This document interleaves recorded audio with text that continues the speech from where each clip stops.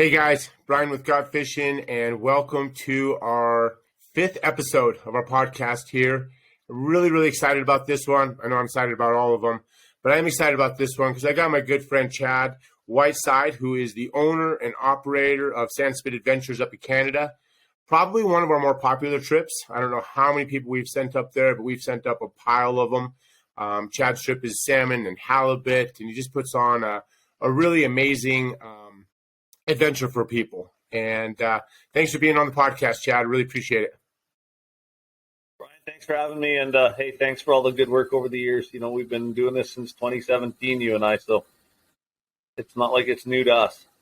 No, it has been. It's been a great relationship. And, you know, we do try to work with all of our outfitters. We try to have them, be top shelf operations, but no question about it. Yours is definitely at the top there, from the people that you have to the experience that you provide, the lodging, the whole 9 yards. So I'm really excited about letting the listeners get a kind of a firsthand glance of how this whole thing happens and how it came to be. So let's just get started. I'm going to make this a shorter podcast. It's easy for people to digest, but tell me a little bit about how you became the owner of Sandspit, acquired it, and kind of what you've done to turn it into the operation that it is today. Well, I guess it all started at a young age. Grandparents had a little tiny place up in northern Manitoba, Canada, and got addicted to fishing. So did a lot of fishing as a young lad, did a lot of outfitting. I had an image in my head at 50. I wanted to, semi-retire, buy a lodge, do the same things, watch grandkids grow and watch kids grow up. And I got the jitters at 40, and I pulled the trigger. I said goodbye to the corporate world, started looking for a lodge, and tripped on Sandspit Adventures, literally on an online ad with limited pictures. Went out, looked at the lodge. The foundation was there. The marketing wasn't there. The staffing wasn't there. It was just a really mismanaged business that was failing. And the gentleman I bought it from, he had struggled with it. He's not an outfitter. He's not a people person. So he asked me right off the bat, if we partner up on this or if you buy it out, what would you change? And I had to bite my tongue a little bit, and I told him everything. The lodge decor was not lodgy. It was 1970s hotelish.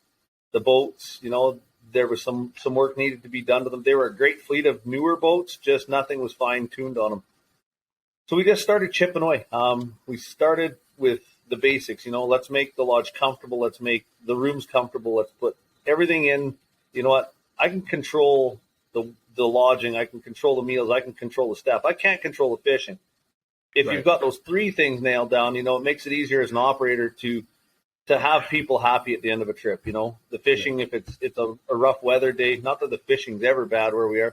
You get a rough weather day and it doesn't make it for the best, but if you got great food, great accommodations, great atmosphere, and great culture with staffing, it makes life real easy. So those are the keys to me. Having lots of friends that got big lodges that have been very successful, guys, having been to a bunch of lodges where you can see that nobody's ever re-injected cash into it. They built it or they bought it, and they just run it till it's going to cost so much to take over again and get back up that they either sell it or they let it go. So I've always had that different business mindset of, if you're not putting back into your business, it's a failing business. Right. So that's probably a lot of that comes from the corporate world, right? I mean, just from your corporate experience. That does come from the corporate world. Yeah. It's what you learn as you go, I guess, and what sticks and what matters to you. So that's one of my big key things. People, I've been fortunate enough to meet great guys like yourself and Dennis Hispister, Droomer, and I've got some corporate clients that, have come every year since 2017. Some of them bring 3, 4, 5 different groups of people up as a corporate experience too. So I blend my business with a lot of corporate side of things as well as the personal side. So. Yeah. We'll talk about that also. I love that corporate side that you're bringing in large groups and catering to them as well. It's a key to any business to succeed, I believe. Tell us a little bit about the experience. You came in, you bought the lodge, you revamped it. Obviously, you redid the decor, you redid the boats, you redid the gear.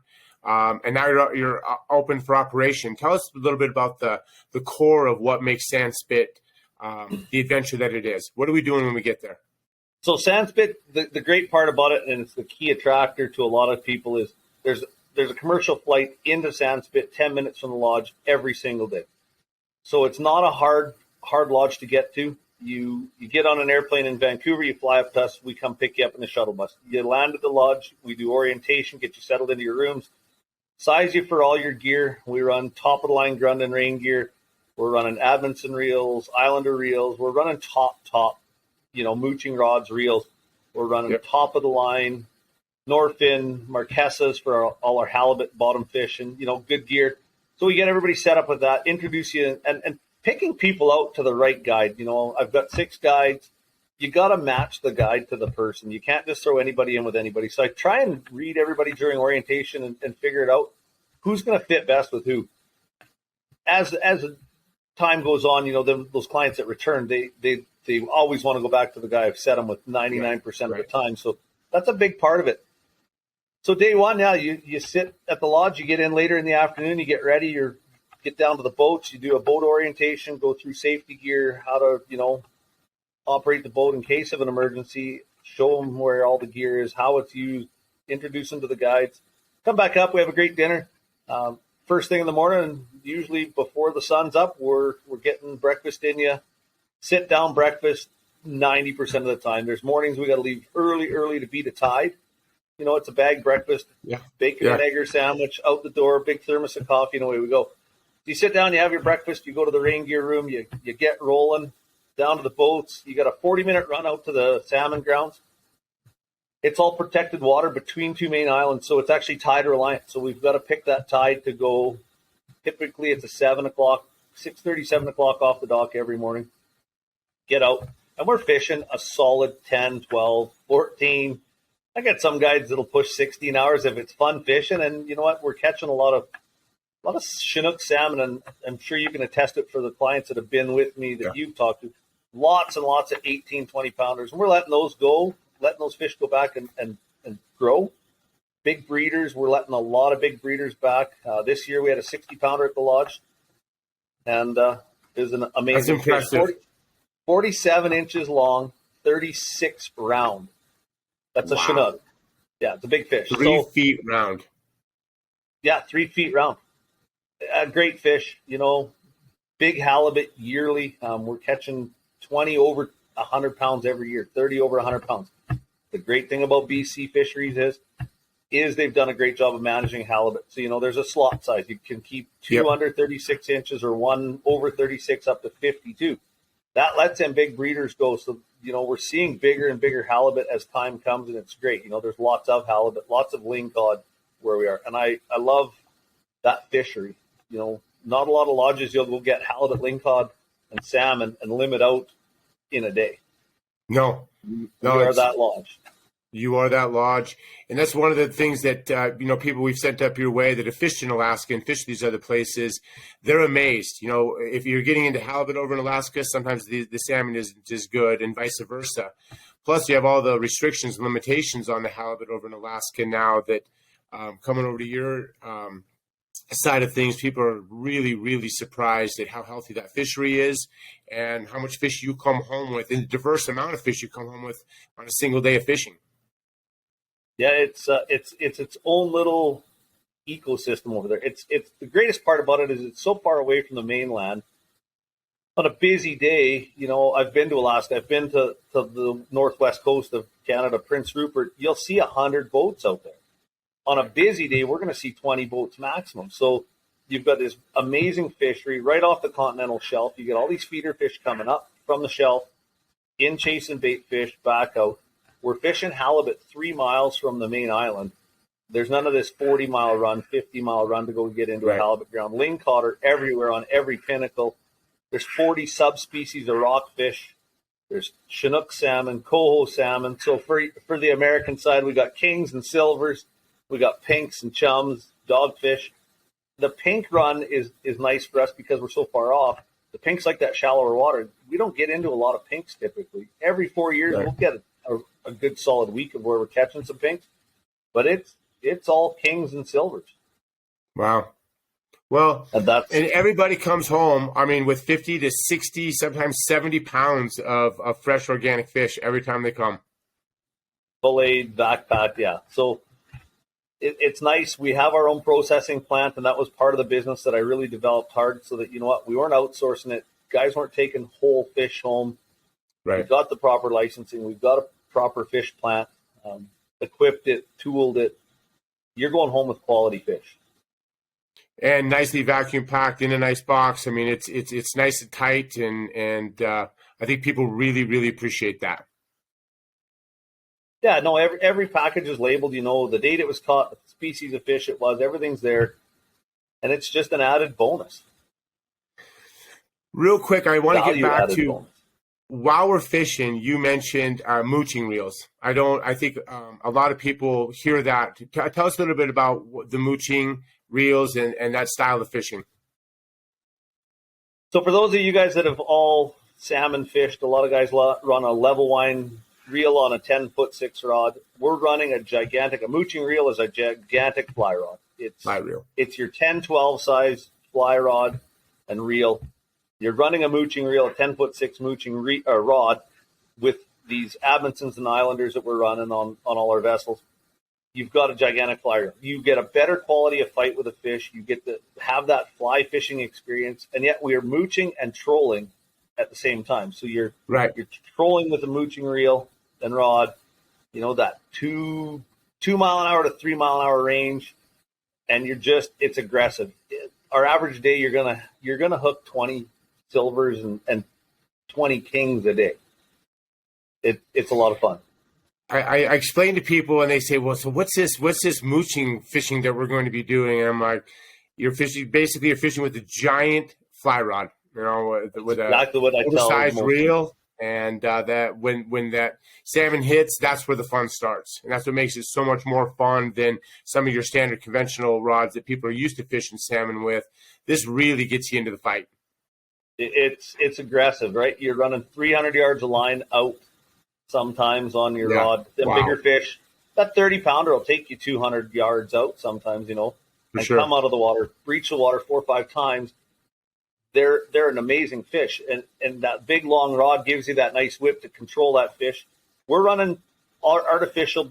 We run spoons, we run hoochies, we run herring, we run anchovies. It all depends on what the fish are feeding on, needlefish or big herring. So we're always trying things. The other thing I really push my guides to do is we communicate.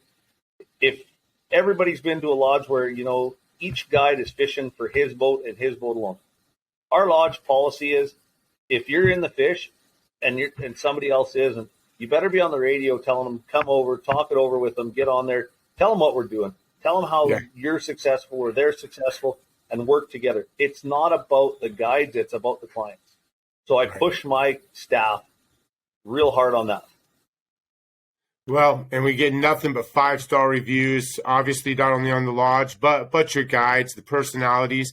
And I love what you said, and I want to key back in on that because I've been on a lot of adventures around the world, and those adventures, you know, maybe start at 8 in the morning and end at 4. I love how your adventure, if people's spirits are still going, they want to keep catching fish, you can be out there 8, 10, 12 hours fishing. I think there's a tremendous amount of value there. People have traveled all that way. They're loving, you know, catching fish, the bears, the bald eagles, hanging out with a cool guide. And you guys being willing to stay out there and keep the experience going for the day, I think is something you don't see in other outfits. That's for sure. Like I said, I've been to enough different lodges where, you know, it's all about the guide's time or the lodge. You know, it's a set time. Like, we leave the dock at 8, we're back by 4. You might have an hour run out, an hour run back. We're leaving. There's days I've left at 5, 4:35, and come back at 6:30, 7 o'clock. We got to be back at the lodge for 7, or the cooks get grumpy, and I don't blame them. They've got a big day ahead of them, day after day. So, you know, we set our breakfast whenever, and our supper is always at 7 for everybody. You know, if you're in early, you can have a shower, clean up, have a cocktail, have a coffee, enjoy the view. You're on one of the most pristine archipelago islands there is in North America. It's old growth cedar forest. It's old growth Sitka spruce forest. You know, the scenery is unbelievable. So to sit there, we get Sitka deer on the lawn. last year we had a Sitka doe. She bedded up right underneath one of our clients' decks, and they came out and they're like, this deer's having babies right here. So, just that experience for them on the side. Yeah, they're there for fishing, but the sightseeing, the orcas, the grays, the humpbacks, we got reese dolphins, porpoise. There's everything to see out there on the water. Not that we like to see orcas in the fishing industry, Right. but you'll see them the odd time. It's cool, It's just a part of the trip. You just pick up and move to another area, and we've got lots of area to fish. So, just wanted to take a second here and do a shout out to our newest sponsor, High and Dry Floatants. Can't say enough about this company. Located out of Missoula, Montana. Everybody uses floatants in fly fishing, and most of the floatants that we're using truly are not good for the environment. On the other side, most of the floatants that we use out there that are environmentally sensitive don't work at all. So we end up using the stuff that's not necessarily good for the rivers and the lakes that we're fishing in. High and Dry is not only environmentally sensitive, but it works. It really works. Works better than the non-environmentally sensitive products that are out there. So if you haven't tried High and Dry, make sure that you do. It's in a lot of fly shops. If you can't seem to find it in your local fly shop, give us a call, and we'll make sure that we get you some. But High and Dry, check it out. I'm sure you and I have talked about what an amazing year you had. Tell us a couple stories. What was tell us about the biggest salmon that you caught, but I think our there's lodge a halibut salmon this out year. there. Yeah, there's the lodge salmon, the 60-pounder. That was a great story for us this year. Biggest Chinook ever caught, recorded. Halibut, well, I've got lots of good halibut Biggest stories. salmon recorded. At our lodge, 60 pounds. Wow. It was 62 pounds by tape and measurement. So, when you got that 62-pound Chinook at the boat and you get it taped and measured, you start doing calculations, and it's a pretty amazing feeling for everybody. Halibut, we've caught lots of big halibut. I love them, so I try and get out as often as I can to halibut fish with guests.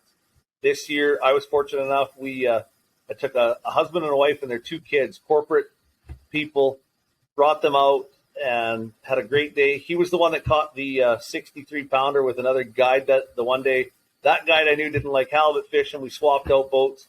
I jumped in, and they thought that was pretty special that the owner can jump in and do the job of everybody there. We got out into a really nice halibut ground, and, it's kind of a treat for us. It's 28 miles south on the coastline. If it's a flat, calm day, I'm going to take that run because it never sees a boat. We hooked all our halibut. The last one coming up, the wife says to me, Chad, I think I'm stuck on bottom. And I start reeling, and I'm watching the sounder. And I got this fish 70 feet off the bottom in 190 feet of water. And it's a big arc. And you can tell just the size on the monitor.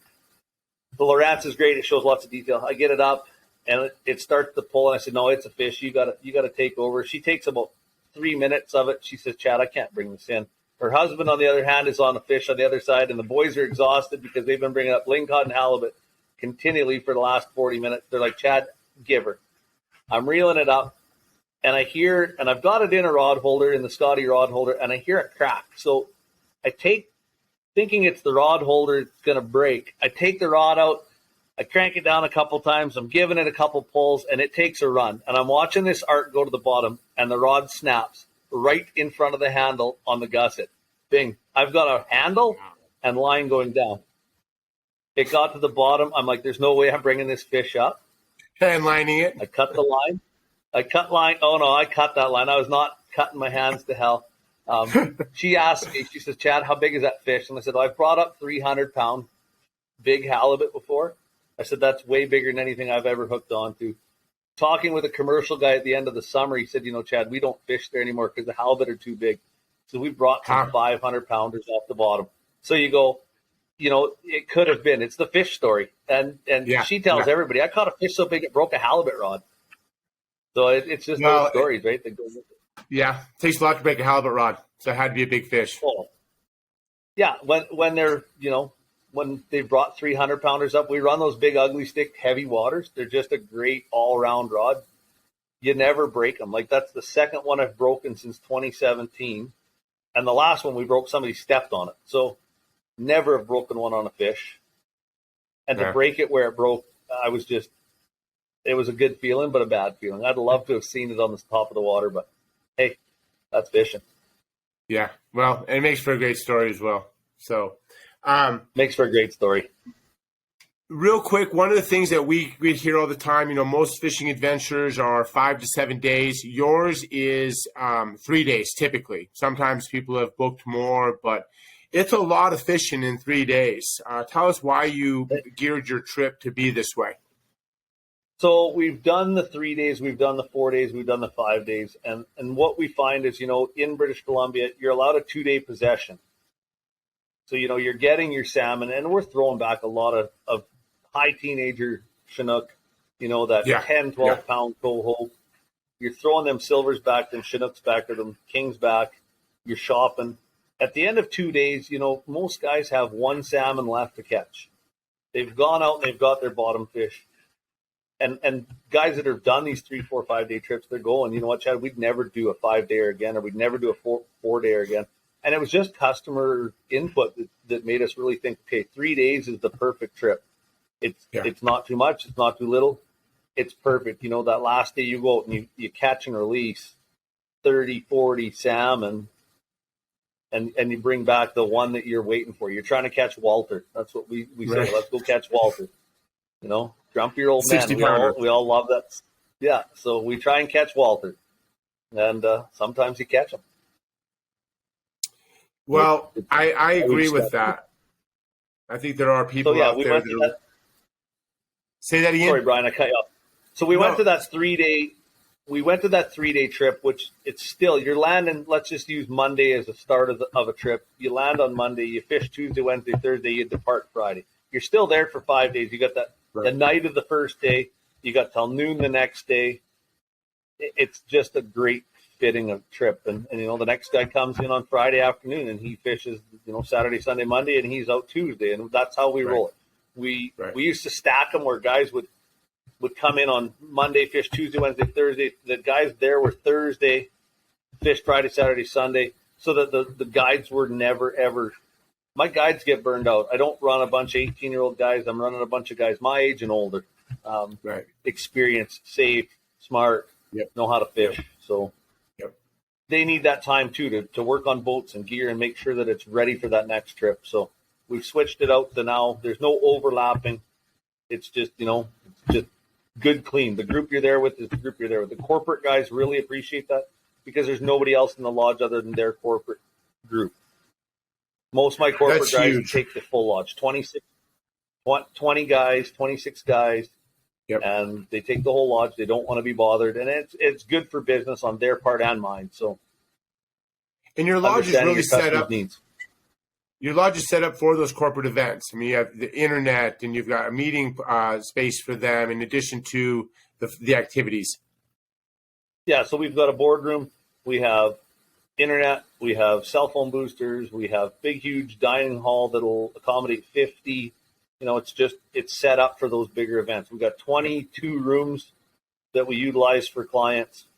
Some corporate guys will do to a room. Some guys are like, no, this is the boss, and we need to keep him away from the rest of the crew. Perfect. We've got rooms that just accommodate one bed. Most of our rooms are double bedded. Some rooms are actually triple bedded for families. We've got 3 double beds in these bigger rooms. It's perfect. Right. Well, your lodge really does offer something for everybody. It really does. Well, that's what we're building, and we're going to keep building. We're going to keep upgrading so that, we've always got good stuff, good equipment, good accommodation, great chefs, and that's what it goes. Brian, I know that I thank you very much for all this today. I probably have to get running because this lodge don't run on air, so I got to get some work done today.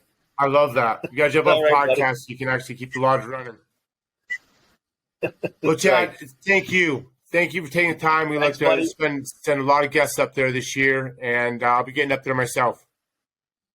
We'll have you again, bud. We'll see you hopefully this winter when I come down there, or you come up here and let's do some whitetail deer hunting in Alberta. Sounds good. Literally. Okay, bud. Thanks, Chad.